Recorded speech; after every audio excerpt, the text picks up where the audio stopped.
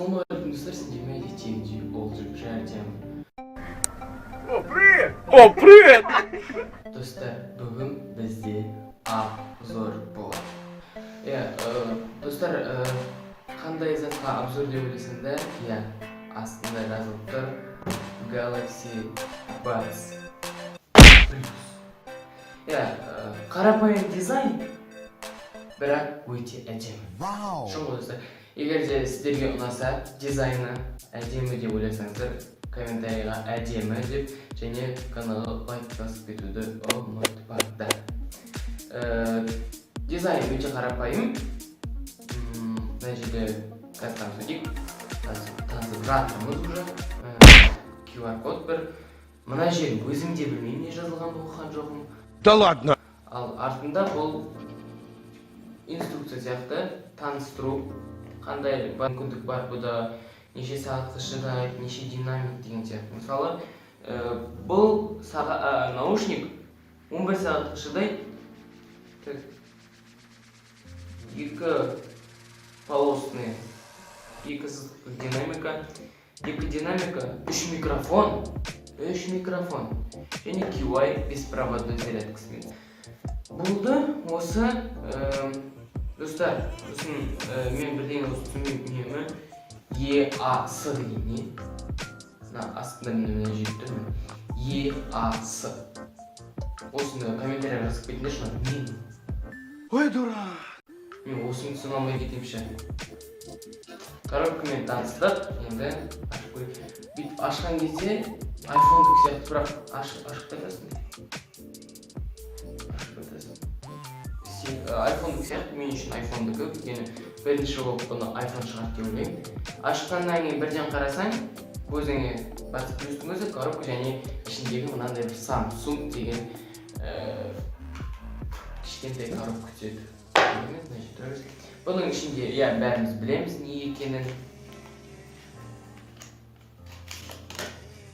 Гарантиямен нұсқаулық ашасыз. Оқи бер, вуаля! Оқи бер.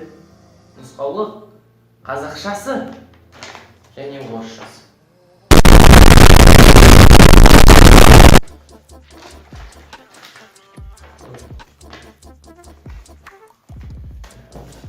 Бұларды қоятын қорқыттары үшін. Енді бірден көрсетіп наушникті бірінші мынауынан бастайын. Бұның ішінде бізде тек қана мыналар.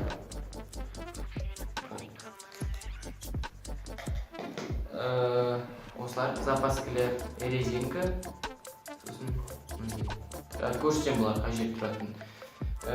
Бұлар мыналар. Құлақты ұстап тұру үшін жоғарыда.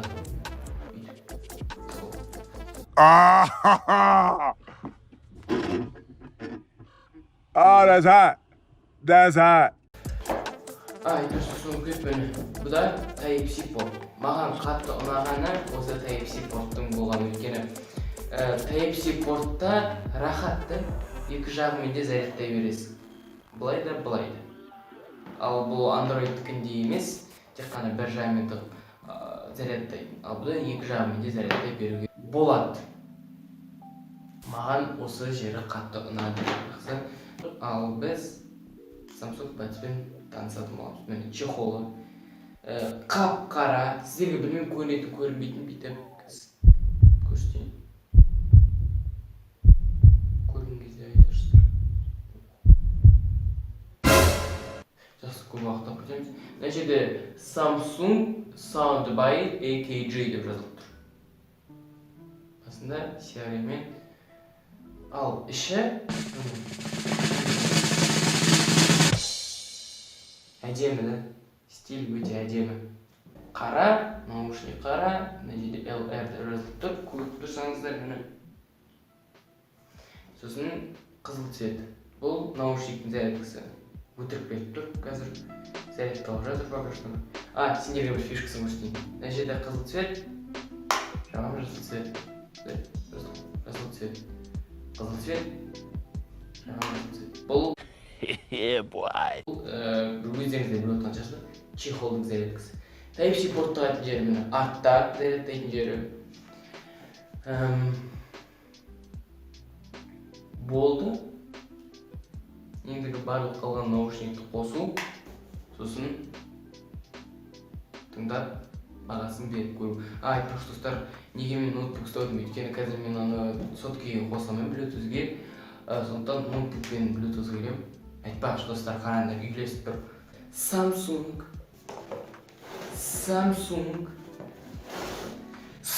жақсы. Бұған қазір мән береді. Бүйтіп ойнап отыратын уақыт жоқ. Біз бірден наушниктерді қараймыз. Наушниктер ыңғайлы, кішкентай, құлаққа әдемі тұрады. То есть тұрған кезде міне бүйтіп тығасың. Айтпақшы достар, сендерге айтуды ұмытып кетіппін. Бұның өзінің программасы бар. Осы жерден жазылып, программасының аты Samsung Wearable. Қателеспесем. Сода звуковой фон деген бар. Звуковой фонға кіресің, звуковой фонды қосасың. Сен сол кезде сырттағы адамдардың әңгімесін ести аласың. Два в одном. Чехолмен зарядтайтын жер мынандай. Чехолдың зарядтайтын жері.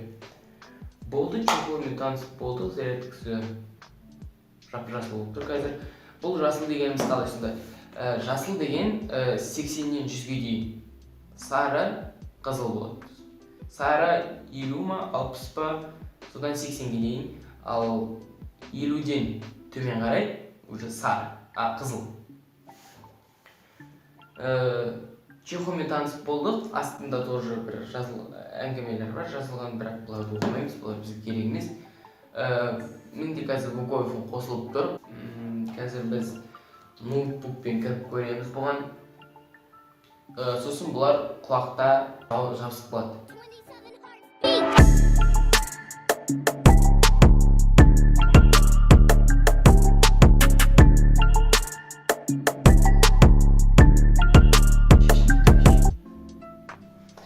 Бұл өте жақсы, өйткені қазір көбінесе бұндай наушниктерді біздер жаттығу жасауға, жүгіруге сондайларға аламыз. Ал бұл сондай жаттығу кезіндегі таптырмас наушник. Достар, бір айтарым, мен бұның алдарында да музыка тыңдап жүрдім ғой. Сол кезде айтарым, рок тыңдауға бұл келмейді. Но это не точно. Классикаға да ондай қатты жақын емес. Вы что, с ума сошли, что ли? Кәдімгі үйде тыңдап жүретін музыка. Ал классика мен жаңағыда рокқа мен бұл наушникті сіздерге алыңыздар, күшті шығады деп айта алмаймын. Ладно, и так сойдет. Дыбыс тап-таза шығады, қайталап шығады. QI беспроводной зарядка. 11 сағаттық зарядка тоже.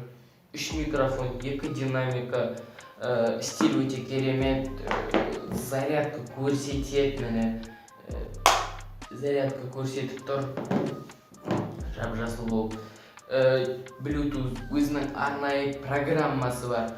Айтпақшы достар, сендегі бір жаңалық айтайын. Менде бұдан бұрын наушник болған болатын. Компьютерге арналған Bluetooth тоже. Қызық болды. Қалай батыс плюс үйге келді, солай наушник сықпады, бір құлағы сықпады. Қазіргі оның күйі мынандай. Осындай болып отыр күйі. Енді қайтеміз. Достар, айтпақшы айтуды ұмытып кетіппін. Бір минус, мен 100%-ның ішіне мен бұған 96-95 берем. Неге? Өйткені саусақтың ізі алып қояды. Жаман-ақ маған жақпайды бұндай ощущениелер. Да, это жестко.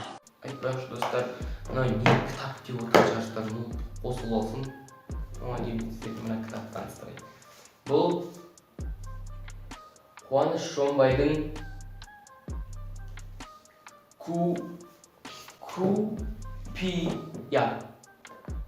Хопия деген атауы. Қуаныш Шонбайдікі, қазір Қуаныш Шонбайды танымайтын адам жоқ шығар. Маған бұл кітапты анам әкеліп берген. Оқы деп әлі ұққан жоқ. Ты что, с ума сошел? Айтпақшы достар, айтуын кетіппін. Бұл наушниктің бір жақсы қасиеті су өткізбейтіндігі. Екі наушникте су өткізбейді. Бұл өте жақсы. Мынау да су өткізбейді, чехол да су өткізбейді деп жазылған негізі. Мен әлі тексерген жоқпын, тексергім де келмейді. Өйткені 60 000 наушнигі бұл кетіп қалса менің басым кетеді. Қосылды ұра.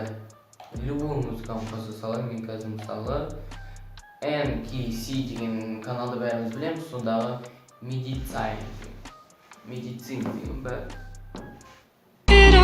It's just irrelevant. Stars medicine. Stars medicine.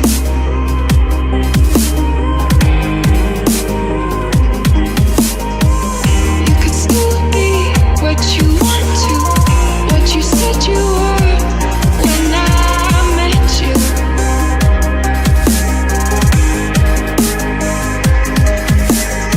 You've got a warm heart, you've got a beautiful brain, but it's disintegrating.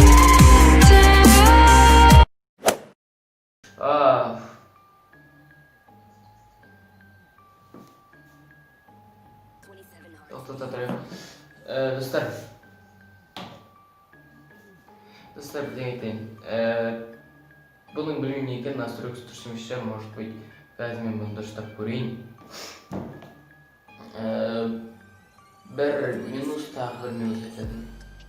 Сөйлеген сөз анық естілетін шығар. Деп естіледі. A few moments later. Достар, әрбір музыканың өзінің настройкасы болады. Нежный частот, высокий частот деген сияқты. Ударный, оказывается, кішкене де болсын естіледі екен. Жақсы. Не айтам? 95-те мен достар 93-ке түсіп, 93 емес даже.